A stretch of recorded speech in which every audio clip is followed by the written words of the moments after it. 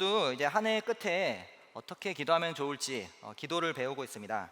오늘 이제 두 번째 시간으로 하나님의 함께 하심을 누리는 기도를 배우려고 합니다.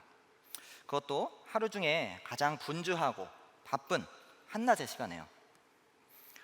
우리 더불함께교회에서 풍성한 삶의 첫걸음이나 풍성한 삶의 기초를 해보신 분들은 모두 10-10-10이라는 훈련을 들어보셨거나 해보셨을 것입니다. 아침에 10분, 또 점심에 10분, 또 저녁에 10분 하나님과 시간을 갖는 것이죠. 해보신 분들 다들 어떠신가요? 어떤 부분이 가장 어려우신가요? 네, 한낮의 10이 가장 어렵죠. 제가 왜 두 번째 설교를 맡게 되었는지 참 후회가 되는 그런 순간이었습니다. 왜 한낮의 10이 가장 어렵나요? 왜냐하면 우리는 일상의 한낮에 가장 분주함과 바쁨을 느끼기 때문입니다.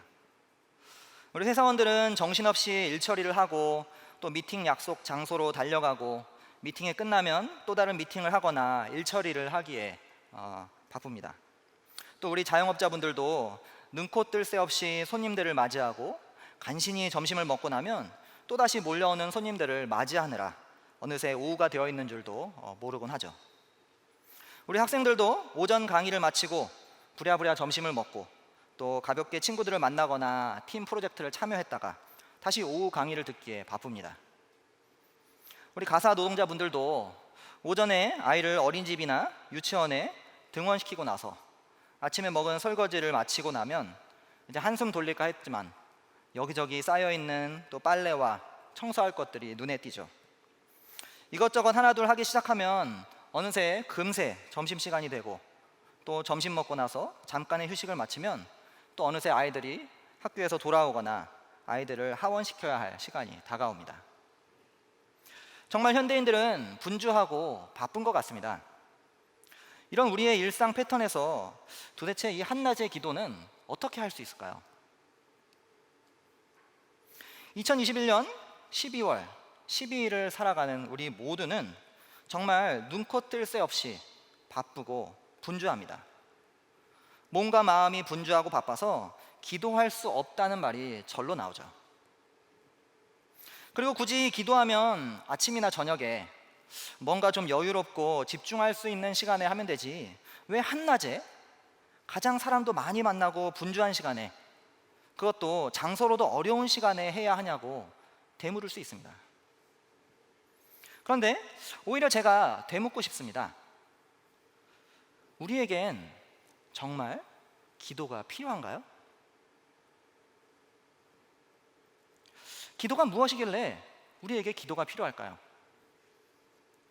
나의 바쁨과 분주함 속에서도 잠시 시간과 장소를 마련할 만큼 기도가 중요한가요? 우리 모두에게 기도가 과연 무엇을 의미하는지 돌아볼 필요가 있습니다. 그래서 오늘 저는 기도가 과연 무엇인지 돌아보고 또 우리의 일과 중 가장 바쁘고 분주한 한낮에 어떻게 하나님의 임재를 누릴 것인지 고민해 보려고 합니다.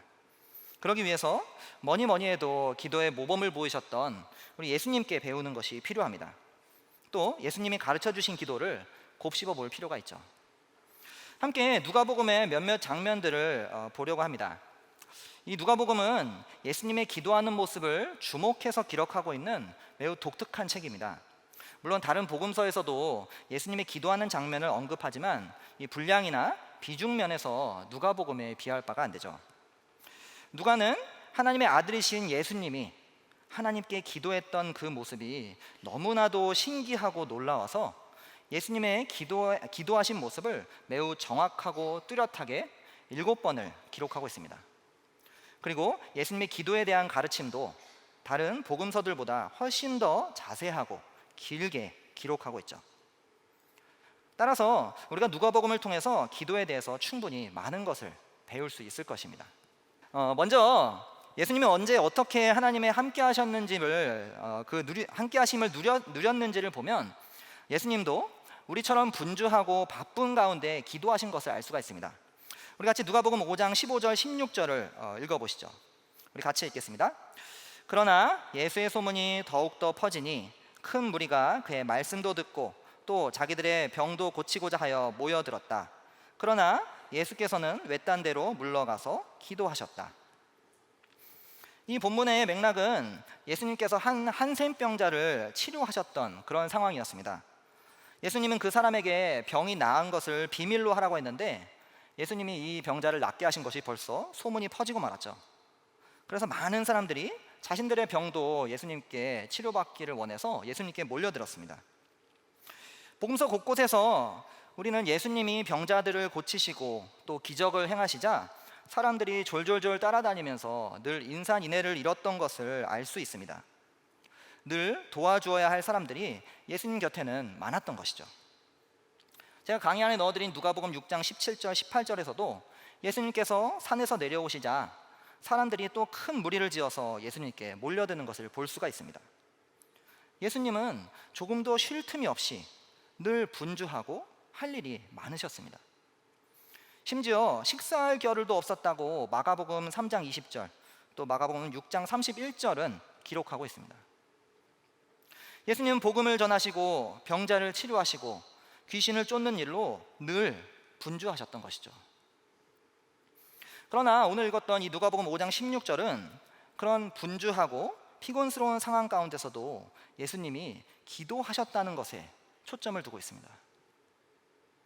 모든 분주함과 바쁨을 잠시 내려놓고 외딴 데로 물러가서 예수님은 기도하셨습니다.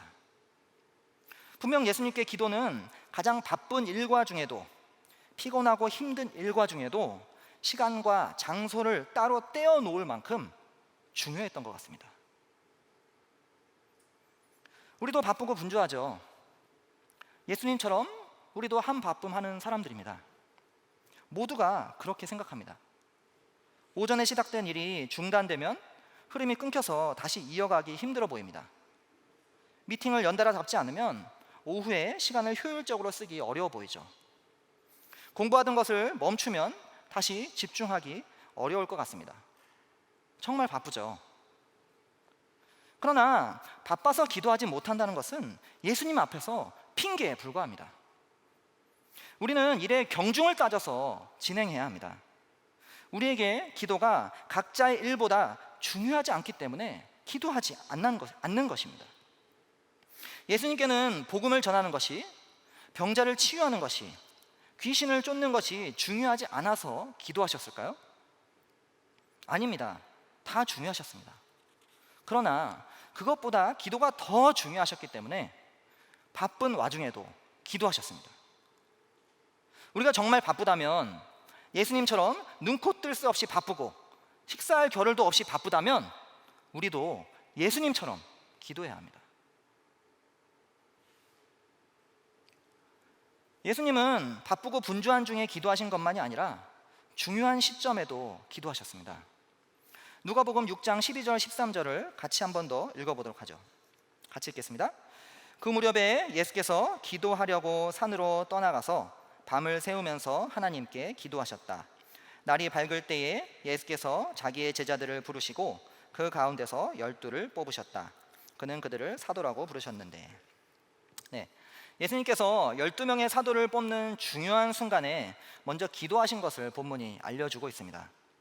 누구를 선택해야 하나 분별하기 위해서 중요한 선택을 하나님께 맡기면서 예수님께서는 기도하셨던 것이죠. 물론 기도했다고 모든 선택의 결과가 다 좋은 것은 아닙니다.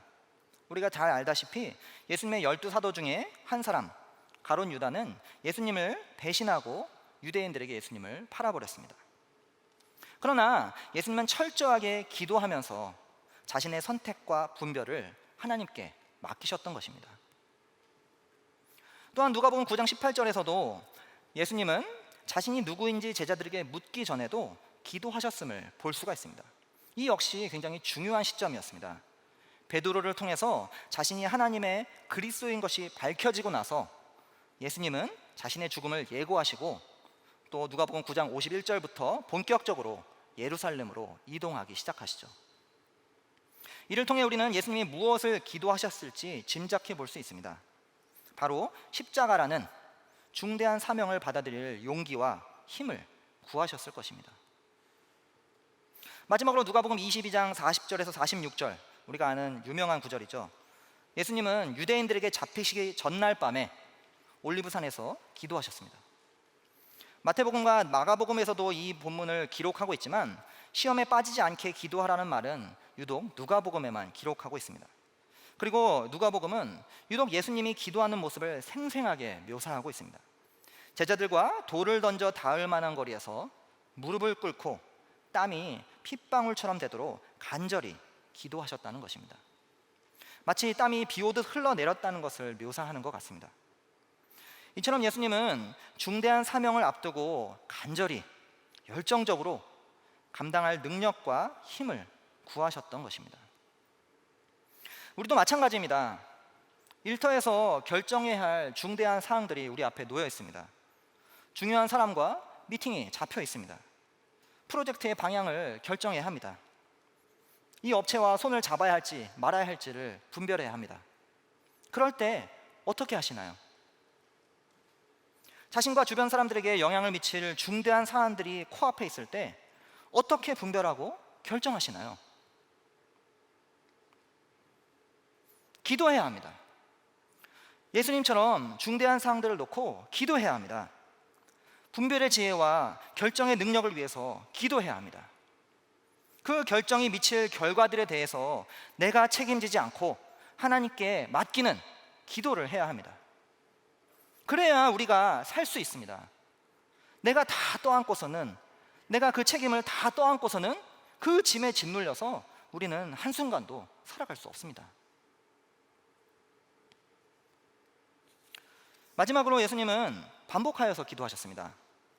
방금 언급한 십자가의 사명을 감당하기 위해서 기도하신 이 본문의 가장 첫 구절인 누가복음 22장 39절에서는 예수님께서 늘 하시던 대로 올리브 산으로 가셨다고 말하고 있습니다.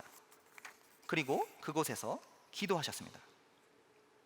늘 하셨다는 것은 분명히 1년에 몇 번, 몇 차례 했다는 것이 아닐 것입니다. 1년에 고작 몇 번 하던 것을 늘 하던 대로라고 우리는 말하지 않죠. 늘 하던 대로는 습관이나 패턴을 말하는 단어입니다. 매일 하던 것을 오히려 하지 않으면 이상한 것이 습관이죠. 예수님이 산에서 기도하지 않으면 오히려 이상한 모습이었던 것입니다.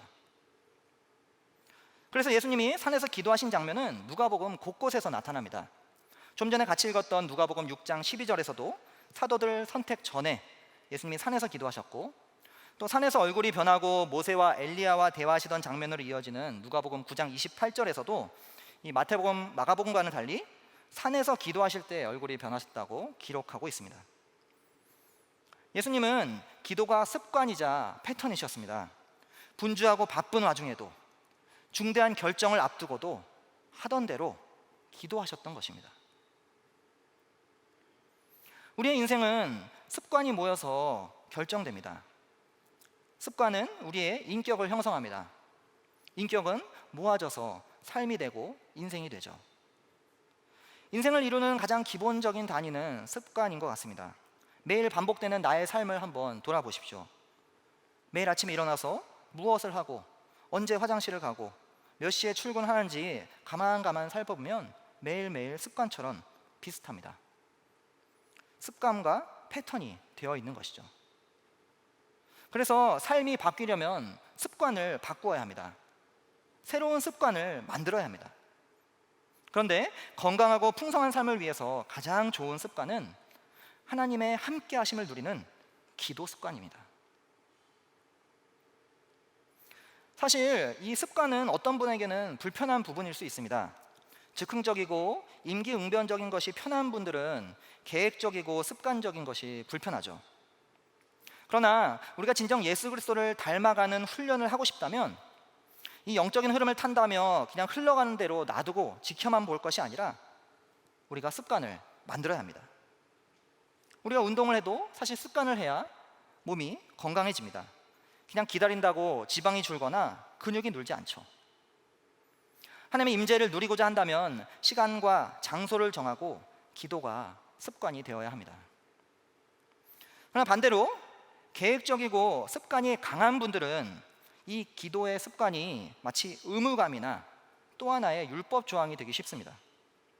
이런 분들은 이 한낮의 텐텐텐을 또 하나의 규율로 삼지 마시고 그 시간에 무거운 짐을 예수님께 가져가는 기도를 하십시오. 기도의 습관을 율법처럼 생각하지 마시고 하나님께 머물러 쉼을 누리는 시간으로 활용하십시오. 이제 우리는 예수님께서 바쁘고 분주한 중간에 또 중대한 사안에 대해 기도로 하나님의 임재를 누리셨음을 보았습니다. 그리고 기도의 습관도 중요함을 보게 되었죠. 그런데 기도는 어떻게 하는 걸까요? 대체 무엇을 기도해야 하나요? 다시 누가복음을 보도록 하겠습니다. 우리 누가복음 11장 1절에서 13절 말씀을 같이 한번 읽어보도록 하겠습니다. 같이 읽겠습니다. 예수께서 어떤 곳에서 기도하고 계셨는데 기도를 마치셨을 때에 그의 제자들 가운데 한 사람이 그에게 말하였다. 주님, 요한이 자기들에게 제자들이 기도하는 것을 가르쳐 준 것과 같이 우리에게도 그것을 가르쳐 주십시오. 예수께서 그들에게 말씀하셨다.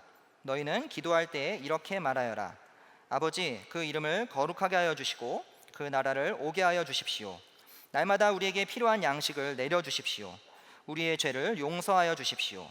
우리에게 빚진 모든 사람을 우리가 용서합니다. 우리를 시험에 들지 않게 하여 주십시오. 예수께서 그들에게 말씀하셨다. 너희 가운데 누구에게 친구가 있다고 하자. 그가 밤중에 그 친구에게 찾아가서 그에게 말하기를 여보게, 내게 빵 3개를 구워주게. 내 친구가 여행 중에 내게 왔는데 그에게 내놓을 것이 없어서 그러네 할 때에 그 사람이 안에서 대답하기를 나를 괴롭히지 말게. 문은 이미 닫혔고 아이들과 나는 잠자리에 누웠네. 내가 지금 일어나서 자네의 청을 들어줄 수 없네 하겠느냐. 내가 너희에게 말한다. 그 사람의 친구라는 이유로는 그가 일어나서 청을 들어주지 않을지라도 그가 졸라대는 것 때문에는 일어나서 필요한 만큼 줄 것이다. 내가 너희에게 말한다. 구하여라. 그리하면 너희에게 주실 것이다. 찾아라. 그리하면 찾을 것이다. 문을 두드려라. 그리하면 너희에게 열어주실 것이다. 구하는 사람마다 받을 것이요 찾는 사람마다 찾을 것이요 문을 두드리는 사람에게 열어주실 것이다. 너희 가운데 아버지가 된 사람으로서 아들이 생선을 달라고 하는데 생선 대신에 뱀을 줄 사람이 어디 있으며 달걀을 달라고 하는데 전갈을 줄 사람이 어디에 있겠느냐. 너희가 악할지라도 너희 자녀에게 좋은 것들을 줄 알거든 하물며 하늘에 계신 아버지께서야 구하는 사람에게 성령을 주시지 않겠느냐. 방금 읽었던 이 내용에서 1절, 4절은 기도의 내용에 대해서 말해주고 있습니다. 제자들이 하루는 기도를 마치신 예수님께 기도를 가르쳐 달라고 부탁드렸습니다. 그들은 요한의 제자들이 기도하는 모습을 본 적이 있었는데 예수님께서는 정말 너무나 다르게 기도하셨기 때문이었죠. 누가복음 5장 33절에 보면은 요한의 제자들은 자주 금식하면서 종교적으로 기도하였던 것과는 달리 이 본문에서 예수님은 하나님을 아버지라고 부르면서 매우 친근하게 기도하셨습니다. 2절에 예수님은 기도할 때 이렇게 기도하라고 하셨습니다.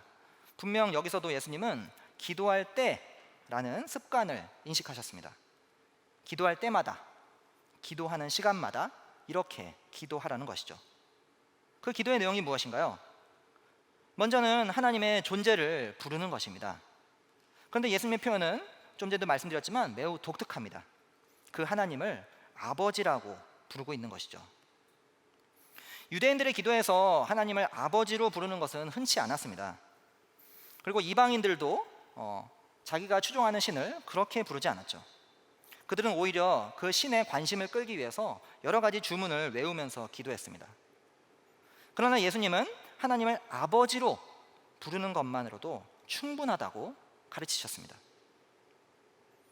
우리는 하나님을 아버지라고 부르면서 하나님과 매우 친밀한 관계로 들어갈 수 있습니다.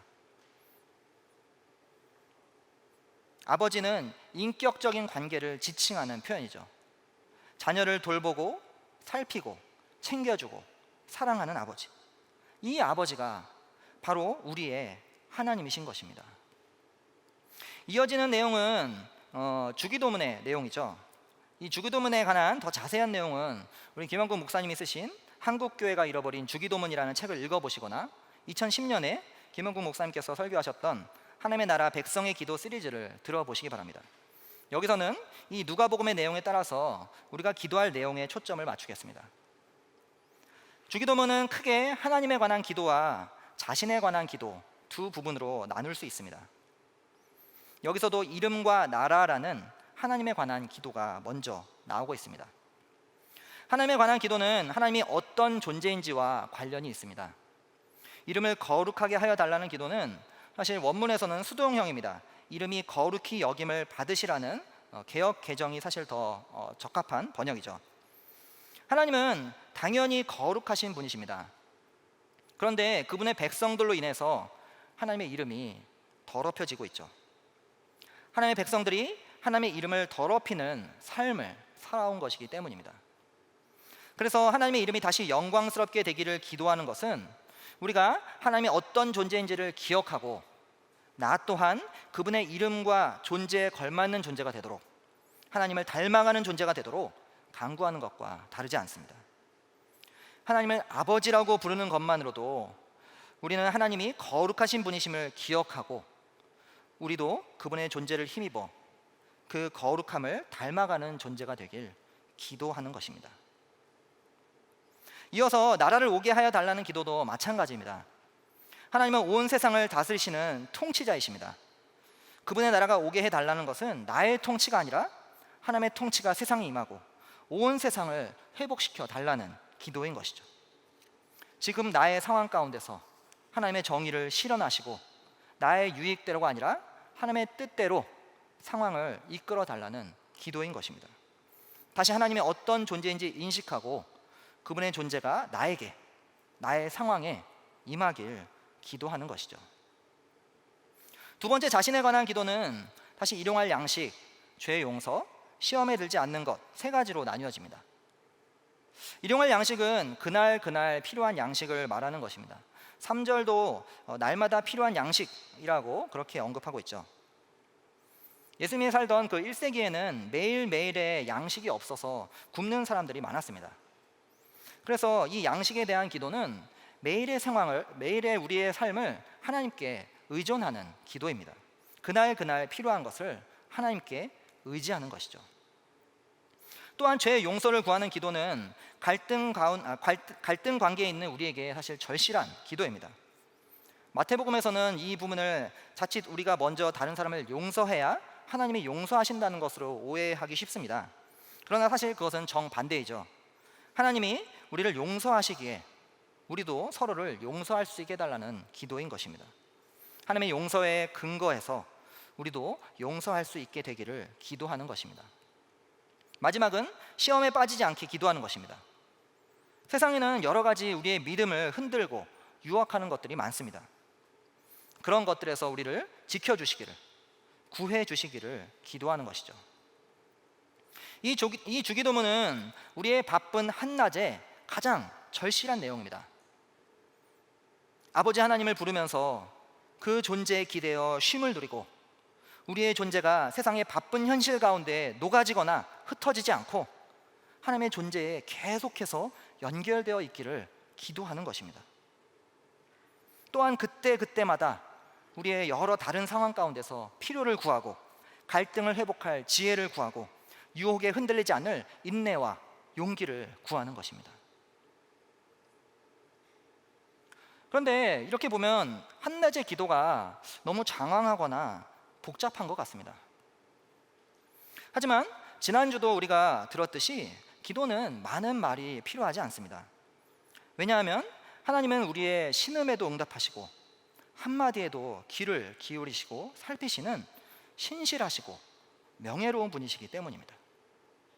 그래서 이어서 나오는 5절, 8절에서 예수님은 우리가 어떻게 기도해야 할지 기도의 태도를 설명하고 계십니다. 예수님은 한 비유를 드셨습니다. 핵심은 어떤 사람에게 한밤중에 친구가 찾아왔는데 같은 마을에 살고 있는 다른 친구를 찾아가 빵을 구할 때 없다고 답할 친구가 있겠느냐는 것입니다. 이 이야기를 듣던 청자 중에 당연히 그럴 사람이 없다고 답할 것을 예수님은 아시고서 이런 비유를 드셨던 것이죠. 그러나 오늘날 우리의 상황에서, 우리의 삶에서 이런 상황은 흔치 않습니다. 남들이 자고 있을 한밤중에 찾아오는 친구도 드물 뿐더러 오히려 이 비유에 나오는 이런 모습은 오히려 피해를 준다고 생각하기 쉽죠. 그런데 이 당시에는 한밤중에 방문하는 것이 종종 있었습니다. 이스라엘의 그 뜨거운 열기를 피하기 위해서, 낮에 그 열기를 피하기 위해서 사람들이 저녁에 여행하기도 했고, 그래서 밤에 도착하는 것이 아주 예외적인 것은 아니었습니다. 그런데 문제는 주인공에게 손님을 대접할 양식이 없었다는 것입니다. 이스라엘 환대 문화는 우리의 상상을 초월합니다. 사실 우리도 공동체 문화가 익숙하기 때문에 손님을 잘 대접하고 환대하는 것이 상식이긴 하지만, 이스라엘에서는 찾아온 손님을 왕처럼 아주 극진히 대접하고 모시는 것이 보통이었습니다. 손님을 가장 상석에 앉히고 가장 좋은 음식을 대접하고 가장 좋은 옷을 입히는 것이 보통이었습니다. 따라서 이 이야기의 주인공이 빵이 없었다는 것은 대단히 큰 문제였던 것입니다. 그래서 주인공은 부랴부랴 마을의 다른 친구를 찾아갔죠. 본문은 분명 주인공이 찾아간 그 이웃을 그냥 이웃이라고 부르지 않고 친구라고 언급하고 있습니다. 5절에 2번, 6절에 손님 친구 1번, 8절에 1번, 그렇게 언급하고 있죠. 이 짧은 구절에 무려 4번이나 친구라는 단어를 언급하고 있는 것입니다. 특히 6절에 손님을 친구라고 언급한 것은 더욱 이 친구 관계를 강조하는 것이죠. 한 손님이 왔다는 것이 아니라 굳이 친구라고 언급하는 것은 듣는 친구로 하여금 이 친구 관계에 어떻게 대접해야 하는지 생각해 보라는 것입니다.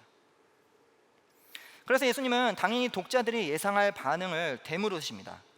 자고 있던 친구가 이 집안에서 안 된다, 자신을 괴롭게 하지 말라, 가족들이 모두 자고 있으니까 음식을 줄 수 없다 라고 답하는 것이 도저히 상상할 수 없는 일이라는 것이죠.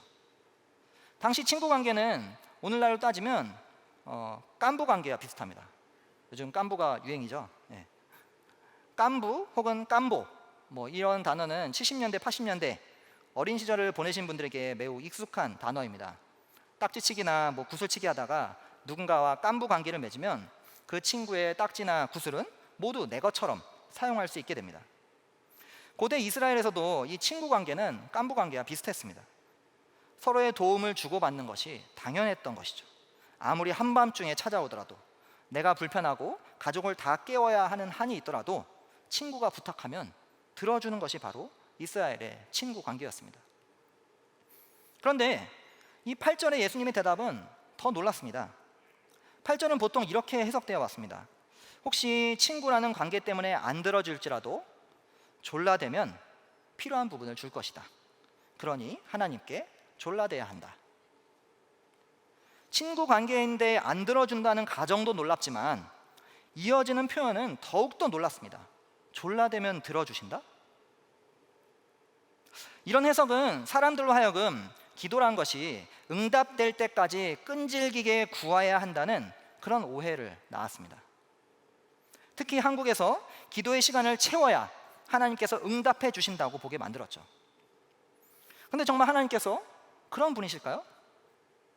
하나님께서 우리의 기도 시간과 분량을 재고 계시면서 옳지 조금만 더 에이 10초만 더 하면 내가 들어주려고 그랬는데, 이렇게 하실까요? 오해는 졸라된다고 번역한 이 8절의 단어에서 비롯되었습니다. 헬라어로 아나이데이아라는 이 단어는 사실 해석하기가 조금 어려운 단어인데요, 무엇이 적절한지에 대한 감각이 부족한 것, 다른 사람의 좋은 의견에 무관심한 것을 의미하기 때문에 여기서 수치가 없는 상태, 건방짐, 뻔뻔함, 이런 뜻으로 번역됩니다. 여기서 파생되어서 끈질긴 계속되는 행동을 포함하게 되었습니다. 따라서 기본적인 이 단어의 의미를 통해서 8절은 다시 번역해야 합니다. 친구라는 이유로 들어주지 않을지라도 그가 수치가 없으려고 돕는다는 것이죠. 그리고 이 해석이 오히려 그 문화에 더 적합한 번역입니다. 집안에 있던 친구가 돕지 않으면 이 이야기의 주인공은 분명 다른 이웃을 찾아갔을 것입니다. 그러면 빵을 주지 않은 이 친구의 인색함이 마을에 소문이 날 것이고, 그러면 그 친구는 마을에서 불명예스러운 자가 되고 마는 것이죠. 고대 이스라엘처럼 작은 마을에서 소문은 순식간에 퍼지기 마련입니다. 그래서 집안에 있던 친구는 자신이 불명예스러운 자가 되지 않기 위해서라도, 수치스럽지 않기 위해서라도 이 주인공의 요청을 들어준다는 것입니다. 따라서 우리도 마찬가지입니다. 기도는 졸라대는 것이 아니라 하나님의 명예를 기억하고 기도하는 것입니다. 하나님과의 관계를 의지해서 기도하는 것입니다. 기도의 분량과 내용이 중요한 것이 아니라 하나님과의 관계가 중요합니다. 하나님이 내게 어떤 분이신지, 내가 그 하나님을 어떻게 알고 있는지가 중요합니다. 그 관계를 의지해서 당당하게 기도하는 것입니다. 왜냐하면 기도는 하나님의 명예가 걸려있기 때문이죠. 우리가 구할 것이 얼마나 많습니까? 우리의 힘으로 모든 것을 다 할 수 있나요?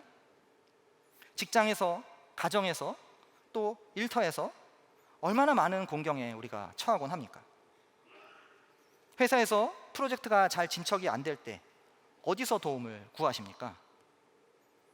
공부하다가 잘 안 될 때 어디서 지혜를 구하십니까? 자녀를 양육하다가 어려움에 처했을 때 어디에 하소연을 하십니까? 기도하십시오. 구하십시오. 뻔뻔하게 구하십시오. 당당하게 하나님께 구하십시오. 하나님과의 관계를 의지해서 구하십시오.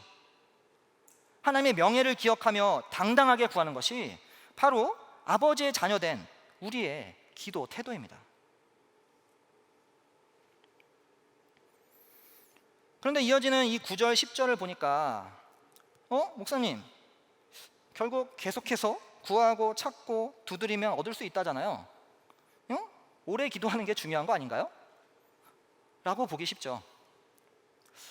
이 9절에서 13절은 기도의 목적을 말해주고 있습니다. 결국 기도를 통해서 무엇을 얻게 되는 것인지를 말해주고 있죠. 만약 기존의 해석대로 결국 기도의 시간이 중요하고 그래서 졸라대는 것이 중요하다면 예수님은 이 9절에서 10절을 마치 결론처럼 사용하셨을 것입니다. 그래서 8절에서 9절로 넘어갈 때 결론을 의미하는 그러므로 라는 그런 접속사를 사용할 수 있는 것이죠. 그런데 원문의 표현대로 보면 그리고 내가 너희에게 말한다 라면서 예수님은 이어가는 표현을 쓰고 계십니다. 즉 9절 10절은 우리가 흔히 생각하듯이 아이가 졸라대고 떼쓰면 부모가 어쩔 수 없이 들어주는 그런 소원 성취의 약속을 전하는 그런 구절이 아니라는 것입니다. 계속해서 이어지는 11절 13절의 내용을 통해서 이 본문은 보아야 합니다. 다시 예수님은 한 비유를 드시고 계시죠. 역시 누구나 이해할 수 있는 부모의 자녀 돌봄 비유를 드시고 계십니다. 어떤 아버지가 아들이 생선을 달라고 할 때 뱀을 줄 사람이 없고 또 달걀을 달라고 할 때 전갈을 줄 그런 아버지가 있을까요? 악한 아버지라도 그렇게 하지 않을 것입니다. 보통의 부모는 자신이 악하더라도 자녀에게만큼은 좋은 것을 주려고 합니다. 그런데 하물며 하늘 아버지는 어떠실까요? 인간 아버지도 악한 것으로 응답하지 않는데 가장 선하신 하나님 아버지는 어떻게 대하실까요? 때로 우리는 내게 필요한 것이 이거다, 하나님은 이것을 꼭 주셔야만 한다 라고 고집합니다. 하나님께 떼를 쓰죠. 하나님께 졸라댑니다. 하지만 하나님께서 보실 때 우리에게 가장 필요한 것이 이것이 아니라 저것일 경우가 더욱더 많습니다. 마치 4살짜리 어린아이가 종이를 자르기 위해서 칼을 요구할 때 무턱대고 칼을 주는 부모는 드문 것과 비슷한 것이죠. 아직 가위조차 사용하기 어려운 아이이기 때문에 플라스틱 가위를 주기도 합니다. 그러나 아이가 부모가 칼을 쓰는 모습을 보고 자기도 칼을 쓰겠다고 떼를 쓴다고 부모가 칼을 줄까요? 더 넓은 관점과 더 높은 관점에서 볼 때 정말 우리에게 필요한 것을 아시는 분은 하나님 아버지이십니다. 하나님은 우리에게 가장 적절한 것을 주시는 분이시죠. 그리고 하나님은 우리에게 가장 좋은 것을 주십니다. 13절에 보듯이 결국 하나님 아버지는 구하는 자들에게 성령을 주시고 성령으로 충만하게 하십니다. 왜냐하면 우리에게 가장 좋고 가장 필요한 것이 바로 성령 충만이기 때문입니다. 성령의 충만 속에 우리는 상황이 어려워지고 내 뜻대로 되지 않을지라도 평안할 수 있고 상황에 구속받지 않고 자유를 경험하면서 헤쳐나갈 수 있는 지혜를 얻게 됩니다. 왜냐하면 성령이 바로 평안의 영이시고 자유의 영이시자 지혜의 영이시기 때문입니다. 그리고 성령은 곧 하나님의 영이시기에 우리가 성령으로 충만해지는 것은 하나님의 임재가 가득한 것입니다. 우리와 동행하시는 하나님은 성령으로 우리 곁에, 우리 속에 내재하시기 때문입니다. 이제 우리는 어떻게 하나님의 임재를 누릴 수 있을까요? 제가 여기서 말씀드리는 것은 아침, 저녁 그 시간에가 아니라 한낮에 가장 바쁜 시간 가운데 하나님의 임재를 누리는 것에 대해서 말씀드리는 것입니다. 일단 우리가 함께 기본 전제로 고정시켜야 할 것이 있는 것 같습니다. 우리는 모두 바쁘다는 것입니다. 분주하죠. 하루 정오에 이것저것 할 일이 너무나도 많습니다. 누구는 일이 없어서 기도하고 누구는 한가해서 기도하는 것이 아니라 모두가 바쁘다는 것이죠. 이런 삶의 리듬 가운데 우리는 각자의 기도 리듬을 찾아야 합니다. 누가 찾아주는 것이 아니라 내가 찾아야 합니다. 여러 가지 시도들을 해보아야 합니다. 직장인들은 모두가 다 함께 쉬는 시간을 갖지 않을 것입니다. 각자의 업무에 따라 쉬는 시간을 탄력적으로 가질 것입니다. 따라서 하나님의 함께 하심을 누리는 것은 자신이 시간을 확보하기 나름일 것입니다. 반대로 공장이나 현장에서 근무하시는 분들은 규칙적인 휴식을 가지실 것입니다. 그 시간들을 잘 활용하십시오. 가사 노동자분들도 마찬가지입니다. 집안일을 하기에 앞서 잠시 시간을 떼는 것은 습관이 되기 전까지는 의식적으로 만드는 노력이 필요합니다. 자영업을 하시는 분들은 점심시간을 잘 활용할 필요가 있죠. 학생들도 공강 시간을 활용하거나 강의 사이사이에 쉬는 시간을 활용할 필요가 있습니다. 이번 설교를 준비하면서 저에게도 참 유익했던 시간이었습니다. 설교자의 유익은 아마 이 설교 내용을 한 번이라도 본인에게 적용해 보는 것일 것입니다. 다 살아내지는 못해도 살아내려는 진정성을 갖고 설교에 임하기 때문이죠. 근데 이번 설교를 준비하면서는 저도 참 어려웠습니다. 점심에 그 10분을 확보하기가 여간 어려운 것이 아니었습니다. 저는 주로 점심이나 저녁 식사 시간에 청년들을 만나고 사람들을 만나고 그렇게 미팅을 하는데요. 그 사이 시간은 주로 이제 이동하는 시간이 많았습니다. 그래서 제가 시도한 방법은 지하철에서 이동하면서 침묵하거나 하나님을 바라보거나 또 핸드폰의 메모장에다가 기도 내용을 작성하는 것이었습니다. 누군가를 만나러 가면서 그 사람을 위해서 생각하면서 축복하고 그 사람의 필요를 구하는 것이죠. 이제 점심에 저를 만나달라고 요청하실 분들이 많아지겠네요. 제 착각인가요? 네. 물론 저처럼 일하시는 분들에게 이런 방법이 도움이 될 수도 있겠지만 그렇지 않은 분들에게는 각자에게 맞는 다른 방안들을 찾아보셔야 할 것입니다. 그러나 어떤 모습이든 우리는 기도의 시간을 확보하는 것이 필요합니다. 각자가 한낮의 바쁜 시간 가운데서 하나님의 임재를 누리고 경험할 수 있는 이 시간과 장소를 확보하는 것이 필요합니다. 바빠서 못한다는 것은 핑계입니다. 모두가 바쁩니다. 모두가 분주하죠. 난 바빠서 기도하지 못한다면 평생 그 바쁨을 핑계로 기도하지 않으실 건가요? 평생 하나님의 임재를 놓치고 살아가실 건가요? 물론 아침 저녁에 기도할 수 있죠.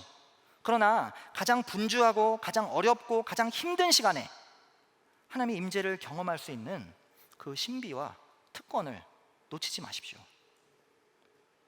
내가 확보하고 내가 만드는 만큼 은혜를 누릴 수 있습니다. 그럼 한낮에 그 짧은 시간에 어떻게 기도해야 할까요? 주기도문처럼 긴 내용을 기도해야 할까요?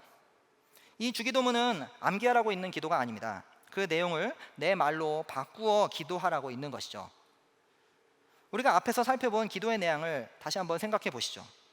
주기도문은 하나님에 대한 기도와 나에 대한 기도로 이루어져 있습니다.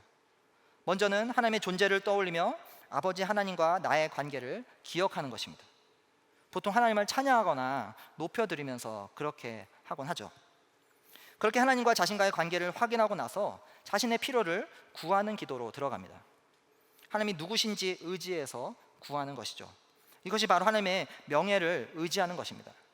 이때 구하는 내용은 사실 다양할 수 있습니다. 좀 전에 저의 경우처럼 어떤 사람을 축복하거나 어떤 것을 구하는 것일 수 있고요. 어떤 논의 사항에서 결정해야 될 지혜를 구하고 또 권면할 수 있는 용기를 구해야 할 수도 있습니다. 또는 어떤 사람과의 갈등 가운데서 해결할 지혜를 구할 수도 있습니다. 우리가 직장 동료, 가족, 친구 등 끊임없이 많은 사람들과 갈등을 경험하죠. 어떻게 갈등을 지혜롭게 풀어갈 것인지 하나님께서 우리를 용서하신 그 은혜를 기초로 지혜를 구해야 합니다. 또 새로운 프로젝트를 진행할 때 용기를 구하거나 또 새로운 역할을 감당할 리더십을 구해야 할 수도 있습니다. 또 큰 어려움과 혼란 속에서 평안을 구해야 할 때도 있죠.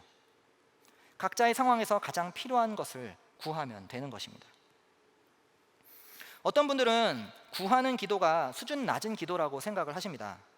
그러나 기도하지 않는 것보다 구하는 것이 낫습니다. 그리고 구하는 것은 하나님을 의지하는 대단한 행위입니다. 구하는 기도가 없이 우리는 하나님 앞에서 겸손하게 나아가지 않습니다. 우리는 다 가졌다는 교만을 내려놓고 구해야 합니다.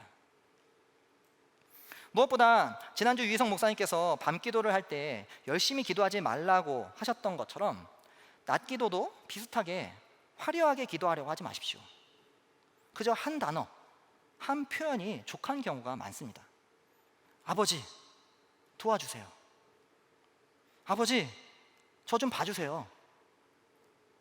아버지, 이 갈등 어떻게 풀까요? 지혜를 주세요. 이런 식으로 기도하면서 10분 동안 침묵으로 머무는 것이죠. 요즘 우리 사회에서 울분이 얼마나 많은가요? 우리 성도님들 중에도 울분이 굉장히 많으신 분들 계실 것입니다. 한낮에 하나님께 나아가는 것은 깨어진 세상의 한복판에서 나아가는 것과 결코 다르지 않습니다. 깨어진 일터를 경험하다가, 깨어진 가정을 경험하다가, 깨어진 학교를 경험하다가 하나님께 나아가는 것입니다. 얼마나 답답한가요? 얼마나 우라가 치밀어 오르시나요? 회사에 말도 안 되는 요구들, 미팅에서 자기중심적으로 결정하는 사람들, 자기보다 약자들을 짓밟는 거만한 사람들, 얼마나 화가 나시나요? 하나님 앞에서 우십시오. 속상하고 마음 상하는 일들을 하나님께 가져가서 우십시오. 주님 앞에서 그 마음을 토로하십시오. 자신의 마음이 문드러지는 것을 내버려 두지 마십시오. 한낮의 기도는 그저 주님 앞에 머무는 것입니다. 우리는 말을 많이 해야 기도를 잘 하는 줄 알지만 하나님의 임재를 누리는 기도는 말이 많이 필요 없습니다. 사실 깊은 교제는 말이 많이 필요 없습니다. 말은 서로가 모르기 때문에 서로를 알아가기 위해서 필요한 것이죠. 서로를 잘 아는 사람들은 오히려 말이 거추장스러울 때가 많습니다. 아버지, 때론 이 한마디가 모든 것을 의미합니다. 참된 교제는 그저 함께 있으면서 누리는 것입니다. 누구도 나를 이해할 수 없을 것 같은 그런 상황에서 낙심과 절망이 찾아올 때 하나님의 존재에 기대어 잠시 침묵 속으로 들어가면 하나님께서 나를 이해하신다는 느낌을 받으며 하나님의 임재를 경험할 수 있습니다. 침묵으로 그저 하나님의 존재를 바라보고 그분이 어떤 분이신지, 그분이 어떤 일을 하셨는지, 그분이 나와 어떤 관계인지를 바라보고 하나님의 임재를 누릴 수 있는 그 특권을 놓치지 마십시오. 지난주에 텐텐텐 밤기도의 예시를 보셨듯이 오늘 낮기도의 예시를 하나 드리려고 합니다. 강의 안에 제가 넣어드렸는데요. 역시 독일 찬송가의 낮기도에 수록된 기도 내용입니다. 제가 조금 편집을 하였는데요. 굵은 글씨는 여러분들이 읽으시고요. 제가 먼저 읽으면서 번갈아 가면서 함께 먼저 읽어보도록 하겠습니다. 네, 하나님, 다시 일하려니 쉽지 않습니다. 일을 잊어버리면서 쉬면서 논 것이 제게는 좋았습니다. 지금은 다시 진지해져야 합니다. 제 앞에 할 일이 산더미처럼 쌓여 있습니다. 마음이 어지럽습니다. 이걸 어떻게 다 해내야 하지요? 하나님께 빕니다. 하나님, 제가 침착하게 해주십시오. 무엇이 중요하고 무엇이 중요하지 않은지, 무엇이 급하고 무엇이 급하지 않은지 제가 잘 구별할 수 있게 도와주십시오. 나날의 번잡한 가운데서도 생각할 시간을 저에게 주십시오. 문제가 많습니다. 그런데 해결책이 전혀 보이지 않습니다. 사람들, 저는 그들을 이해할 수 없습니다. 제게 요구하는 것이 너무 많다는 느낌이 듭니다. 하나님이 저를 도와주셔야 하겠습니다. 하나님께 빕니다. 하나님, 제게서 불안을 거두어 가시지요. 제게 안정된 마음과 맑은 생각을 주십시오. 하나님을 힘입어 말하고 행동하겠습니다. 무슨 일이 일어나든 나의 하나님, 하나님은 제 곁에 계십니다. 오늘 무슨 일이 닥칠지 저는 모릅니다만 두려워하지 않겠습니다. 하나님, 제가 공경에 빠질 때 제게 인내심을 주시고 절망이 위협할 때 확고한 희망을 주십시오. 하나님의 뜻에 제 삶의 여정뿐만 아니라 죽음의 순간도 맡깁니다. 예수님의 이름으로 기도합니다. 아멘. 예, 우리 방금 읽은 이 기도 내용 잠시 좀 침묵하시면서 1분간 묵상하는 시간 갖도록 하겠습니다.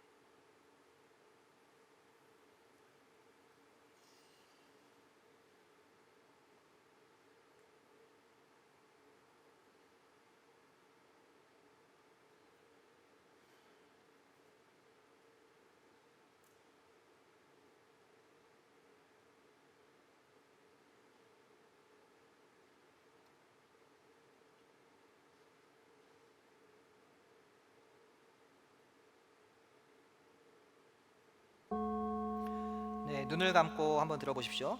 방금 읽었던 이 기도문은 우리가 일상 가운데 다시 일에 집중할 때 집중력과 분별력을 구하면서 또 사람들과의 갈등 가운데 지혜와 평안을 구하는 기도입니다. 또 어려운 상황 가운데 인내와 소망을 구하고 주님을 의지하는 기도입니다. 제가 다시 한번 기도문을 읽어 보도록 할 테니까요. 여러분들 한번 속으로 따라와 주십시오. 네, 하나님, 다시 일하려니 쉽지 않습니다. 일을 잊어버리고 쉬면서 논 것이 제게는 좋았습니다. 지금은 다시 진지해져야 합니다. 제 앞에 할 일이 산더미처럼 쌓여 있습니다.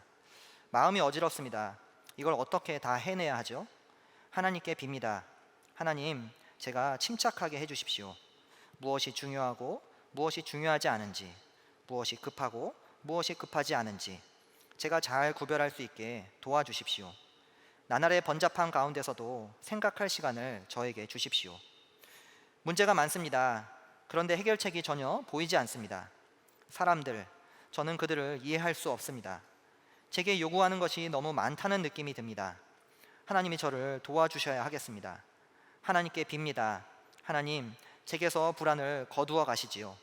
제게 안정된 마음과 맑은 생각을 주십시오.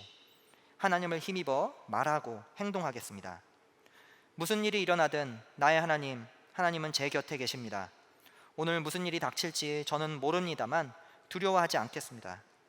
하나님, 제가 공경에 빠질 때 제게 인내심을 주시고 절망이 위협할 때 확고한 희망을 주십시오. 하나님의 뜻에 제 삶의 여정뿐만 아니라 죽음의 순간도 맡깁니다. 예수님의 이름으로 기도합니다. 아멘. 우리 다시 한번 1분간 이 기도의 내용을 갖고 침묵으로 기도하도록 하겠습니다.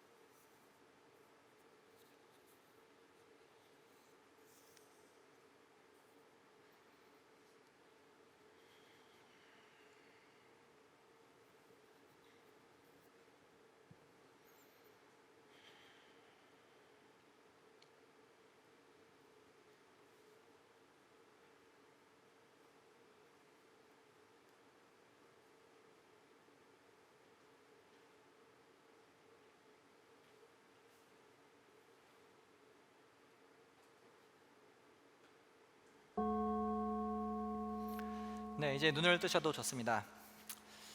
캐나다의 라루시라는 발달 장애인 공동체를 설립했던 장 바니에가 사람들에게 기도하고 있는지 물었습니다. 그러자 사람들은 생활이 너무 분주해서요 라면서 핑계를 댔습니다. 그러자 바니에가 이렇게 답했습니다. 그러면 휴가 때에는 틀림없이 기도에 많은 시간을 쏟으시겠네요. 우리는 어떠한가요?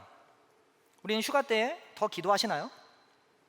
평소에 바빠서 기도할 수 없다는 말은 핑계입니다. 바쁘기 때문에 기도하는 것입니다.